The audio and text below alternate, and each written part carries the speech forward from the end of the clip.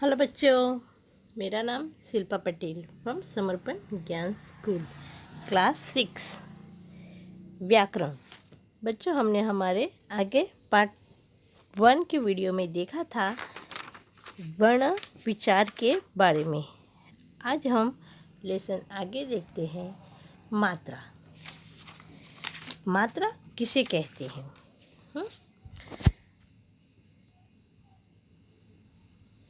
किसी व्यंजन के साथ मिलने पर स्वर का रूप बदल जाता है। स्वर का यह बदला हुआ रूप मात्रा कहलाता है।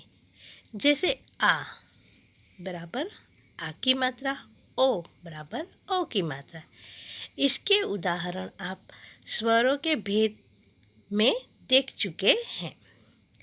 यहाँ पर देखते हैं कि विशेष रूप में है क्या है कि र में उ तथा उ का संयोग इस प्रकार होता है जैसे र प्लस उ बराबर रू, यानी र पर उ की मात्रा लगी है, र प्लस उ रू। यहाँ पर ध्वनि एक जैसी निकलती है लेकिन मात्रा अलग अलग निकलती है।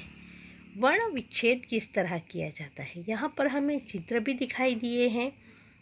कमल का है, मोर का है, पैसे का है।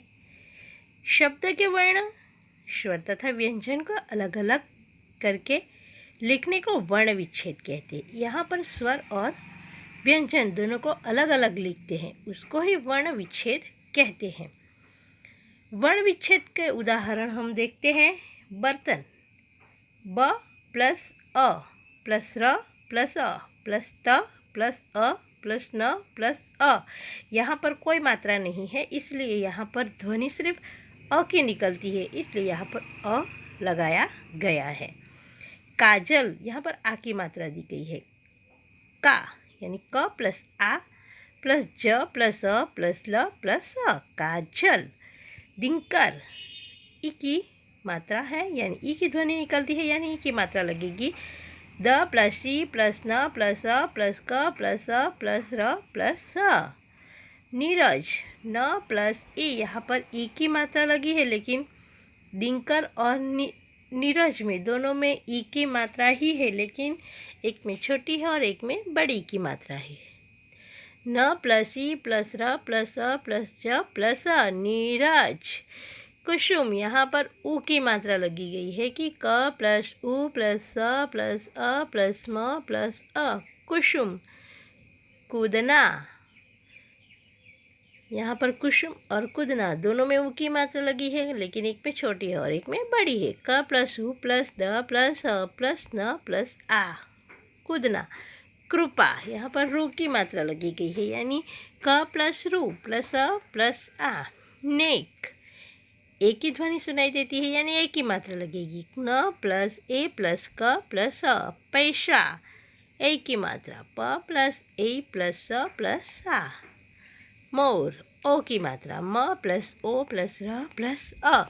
यहाँ पर हमने किस तरह स्वर और व्यंजन को अलग अलग करके उनका वर्ण विच्छेद किया है वो देखा है। आगे देखते हैं कि मौन म प्लस ओ प्लस न प्लस अ, मौन। सुंदर, उसी प्रकार अतः। चांद, सर्प, ग्रह, राष्ट्र, क्षमा, छत्र, ज्ञान, श्रीमान, क्यों। स्वाद, पत्ता, इन सब का वर्ण विच्छेद हमें दिया गया है। उच्चारण स्थान किसे कहते हैं? मुख के जिस भाग से जो वर्ण बोले जाते हैं वह भाग उस वर्ण का उच्चारण स्थान कहलाता है। जैसे हम उच्चारण किस प्रकार करते हैं वो दिया गया है कि मुख के जिस भाग से जो वर्ण बोले जाते हैं वह भाग उस वर्ण का उच्चारण स्थान कहलाता है। जैसे त, द, ध, न दंत से बोले जाते हैं, अतः इसको दंत्य कहा जाता है। जो दांत से बोले जाते हैं उसको दंत्य कहा जाता है। उसी प्रकार हम कंठ से, ताल्य से, मुग्धा यानी कंठ्य, ताल्य, मूर्ध्य, दंत्य, ओष्ठ्य, नासिक क्य, ये किस तरह बोले जाते हैं वो देखते हैं कि क आ क सॉरी अ आ क ख घ घ ढ च ह, ये विसर्ग है। ढ यानी विसर्ग, ये कंठ से बोले जाते हैं यानी कंठ्य। ई च छ झ झ ग श, ताल्य से बोले जाने। रू ट ठ ड ढ ण र श मध्य है। त थ द ध न ल श, ये हैं दंत से बोले जाते हैं, दांत से। उ ब प ब भ म, ओष्ठ से, हमारे होठों से बोले जाते हैं। अनुस्वार क्य न न म, ये नासिका से बोले जाने वाले हैं।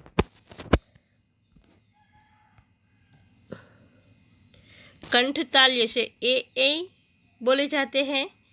ओ औ, ये कंठोष्ठ से बोले जाते हैं। व दंतोष्ठ से बोले जाने वाले अक्षर हैं, मतलब वर्ण है। किसी भाषा के वर्ण को मुख से बोलना उच्चारण कहलाता है। संपूर्ण विश्व में केवल हिंदी ही ऐसी भाषा है जिसे जैसा बोला जाता है वैसा ही लिखा भी जाता है। हर भाषा को तभी शुद्ध लिख सकते हैं जब हमें उसका शुद्ध उच्चारण करना आता हो। हमें जो शुद्ध उच्चारण करना आता हो तभी हम उस भाषा को शुद्ध कर सकते हैं। कई बार अशुद्ध उच्चारण के कारण इस प्रकार की अशुद्धियाँ देखने को मिलती है। कई प्रकार ऐसे होते हैं कि हम शब्द अच्छे से नहीं बोल पाते, इसलिए वह शब्द अशुद्ध लिखे जाते हैं। स्वर संबंधी अशुद्धियाँ, यहाँ पर कुछ अशुद्धियाँ भी दी गई है। अशुद्ध शब्द उसको शुद्ध कैसे करते हैं वो? अनाधिकार, अनधिकार, चाहिए, चाहिए, कहाँ कहीं पर आ की मात्रा है, कहाँ पर अ लगाना हो तो भी नहीं लगाया है। जैसे आज़ाद तो आएगा आज़ाद। पारिवारिक, पारिवारिक। अत्याधिक, अत्यधिक। स्वस्थ, स्वास्थ्य। आगामी, आगामी। अलौकिक, अलौकिक, यहाँ पर अ आ किस तरह लगाना है वो दिया गया है। यहाँ पर कौन सी ई की मात्रा लगानी है वह अशुद्धियाँ हैं। उसको शुद्ध कैसे किया जाता है वो? रचयिता, रचयिता। बीमारी, बीमारी। कवियत्री, कवयत्री। परीक्षा, परीक्षा। दवाइयाँ, दवाइयाँ।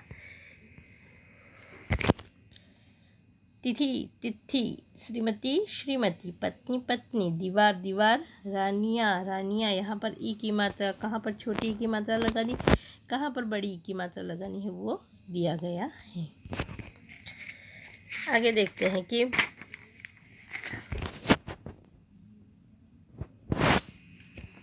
ऊ की मात्रा कैसे लगानी है। जैसे है रूप, यहाँ पर ऊ की मात्रा बदल गई है। रूप, धुआं, धुआं। वधु, वधु। रुपया, रुपया। डाकू, डाकू। पूज्य, पूज्य। रुमाल, रुमाल। अनुरूप, अनुरूप।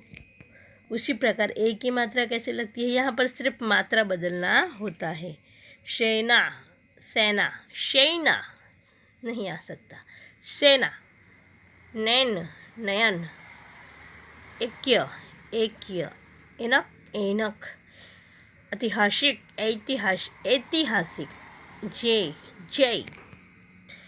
ओ औ संबंधी अशुद्धियाँ किस प्रकार होती है? त्योहार, त्योहार। लौकिक, लौकिक। कहाँ पर ओ की मात्रा लगानी है और कहाँ पर ओ की मात्रा लगानी है वो यहाँ पर देखना है। व्यंजन संबंधी अशुद्धि, यहाँ पर न कब लगाना है, न कब लगाना है। जैसे हिरण, हिरण। करण, कर्ण। वीणा, वीणा। इस प्रकार अशुद्धियों को शुद्ध किया गया है। दूसरा है कि डह तथा डह संबंधी अशुद्धियाँ है। अशुद्ध शब्द है पढ़ाई, नीचे बिंदी दी गई है। पढ़ाई, पढ़ाई आएगा। बढ़ाई, बढ़ाई आएगा। चढ़ना, चढ़ना नहीं आएगा, चढ़ना आएगा। यहाँ पर अशुद्धियाँ दिखाई दी है, उसको शुद्ध भी किया गया है। अन्य शुद्धियाँ भी है, विशेषता, विशेषता, प्रशंसा, प्रशंसा। कहाँ पर आधा श, कहाँ पर पूरा श लगाना है वो दिखाई दिया है। हमारी मुख्य बातें हैं कि वर्ण के टुकड़े नहीं किए जा सके। वर्ण के 2 भेद दिए गए हैं, स्वर और व्यंजन। स्वर के 3 भेद दिए गए, ह्रस्व, दीर्घ और लुप्त। अनुस्वार में वायु नाक से निकलती है तथा अनुनासिक में नाक तथा मुंह दोनों से निकलती है। व्यंजनों को स्वर की सहायता से ही बोला जाता है। हिंदी में 4 परंपरागत संयुक्ताक्षर है, क्ष, त्र, ज्ञ और श्र। हमारे संयुक्ताक्षर 4 है, क्ष, त्र, ज्ञ और श्र। तो बच्चों, हमने यहाँ तक ये लेसन पढ़ा है। हमारा ये वर्ण विचार यहाँ पर ख़त्म होता है। धन्यवाद।